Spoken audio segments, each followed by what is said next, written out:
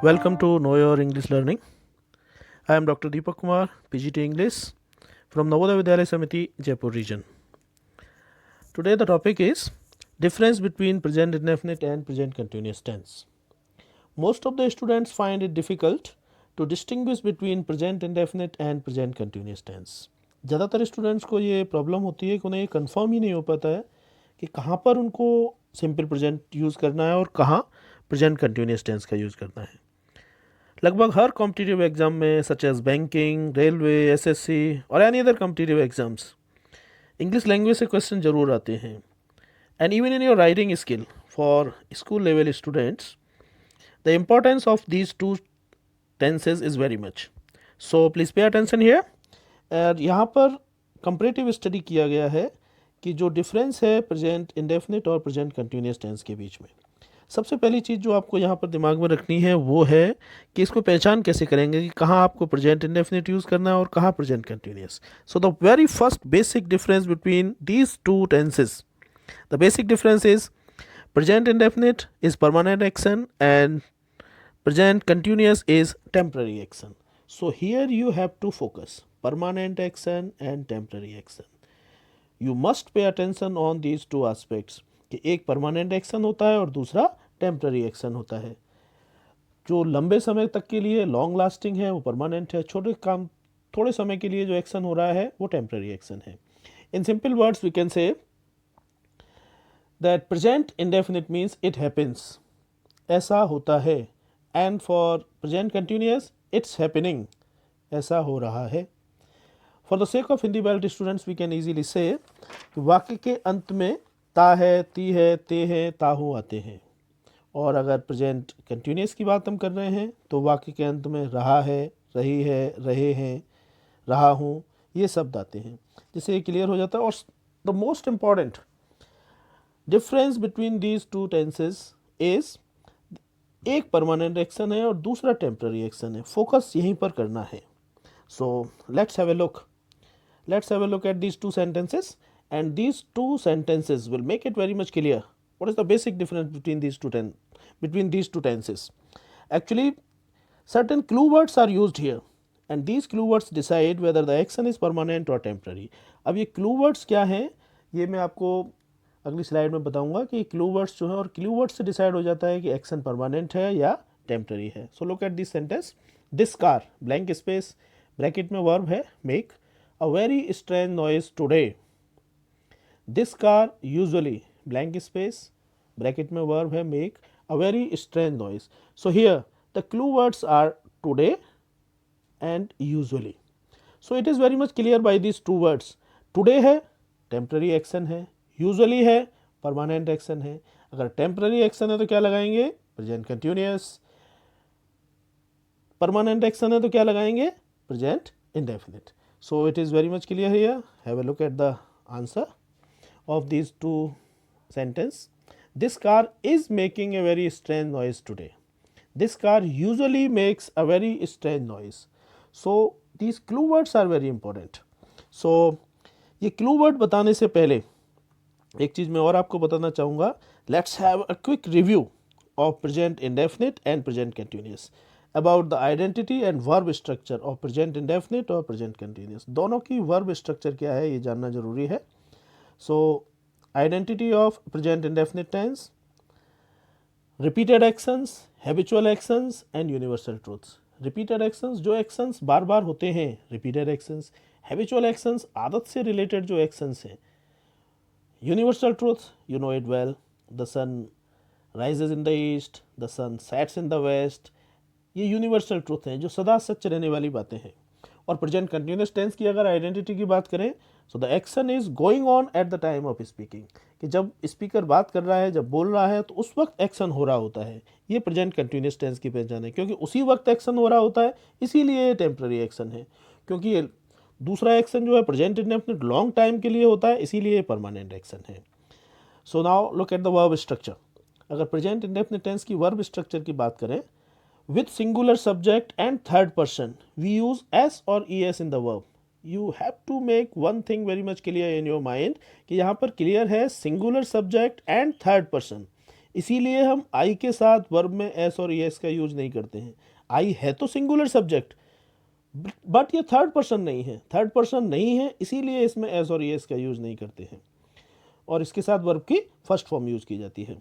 So with singular subject and third person we use s or es, while converting such sentence into negative we use does not and remove s or es from the verb. With plural subjects we use first form of verb and in negative sentences we use do not with first form of verb. So plural subject के साथ do not use करते हैं, singular subject के साथ does not use करते हैं।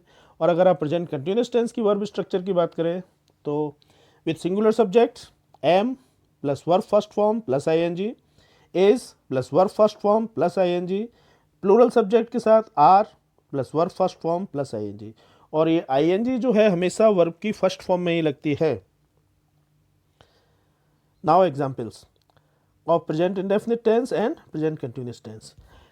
मैं एक चीज़ यहाँ आपको और क्लियर कर दूँ कि टेंस पढ़ने का सबसे अच्छा तरीका यही है कि एक ही सेंटेंस लीजिए और सेंटेंस की जो फॉर्म है उसको सारी फॉर्म में चेंज कर लीजिए, जैसे affirmative, negative, interrogative, interrogative negative and WH question word, जिससे क्या है सारी स्ट्रक्चर, सारी वर्ब स्ट्रक्चर एक साथ आ जाती है और it becomes very easy and this is one of the best way of learning tenses. तो मैंने यही यहाँ पर लिया है, सबसे पहले एग्जाम्पल लिया है प्रेजेंट इंडेफिनिट टेंस में सिंगुलर सब्जेक्ट के साथ, इसीलिए वर्ब में एस और एस का यूज हुआ है। He plays cricket in the evening, अगर इसको नेगेटिव बनाएंगे he does not play cricket in the evening.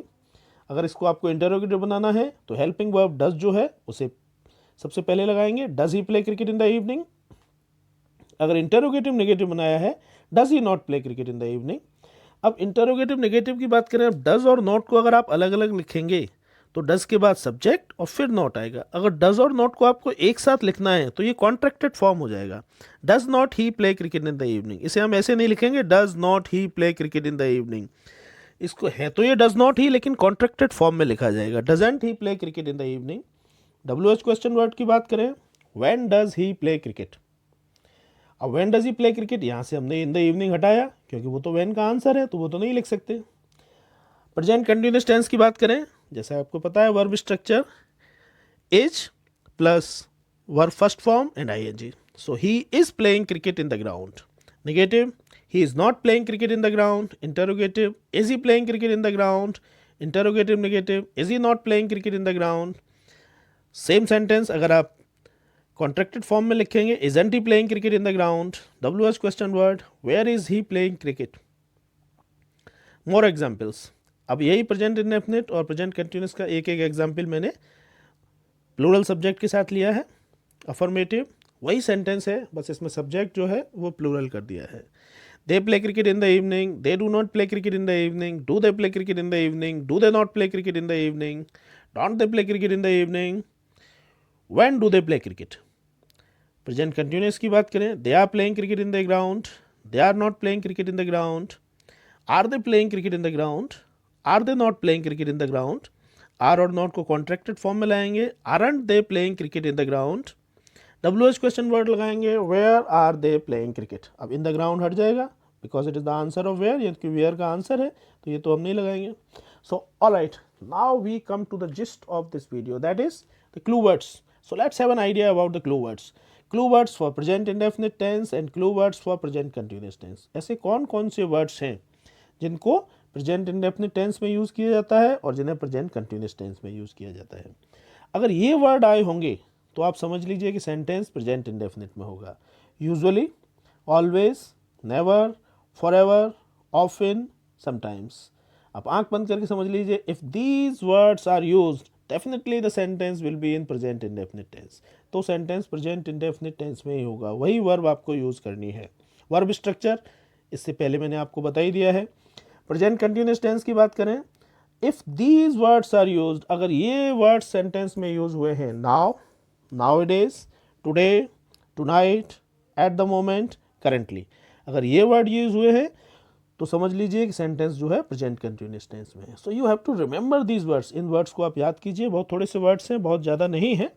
अगर इन वर्ड्स को याद रखेंगे तो ये सेंटेंस आपका कभी गलत नहीं होगा कि कहाँ पर आपको प्रेजेंट इंडेफिनिट लगाना है और कहाँ आपको present continuous. So now let's have a look at some more sentences and these examples will differentiate between simple present and present continuous tense. ये दोनों के बीच में बिल्कुल डिफरेंस कर देंगे. जैसे पहला एग्जाम्पल है, I won't go out now as it blank space bracket में वर्ब है रेन आउटसाइड. अब हमें पता लगाना है कि यहाँ हमें इज रेनिंग करना है या रेन्स करना है.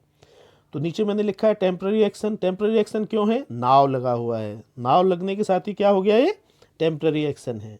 टेम्पररी एक्शन है तो I want go out now as it is raining outside. Present continuous हुआ. Look at the same sentence in simple present. I usually don't go out when it blank space bracket में rain है outside.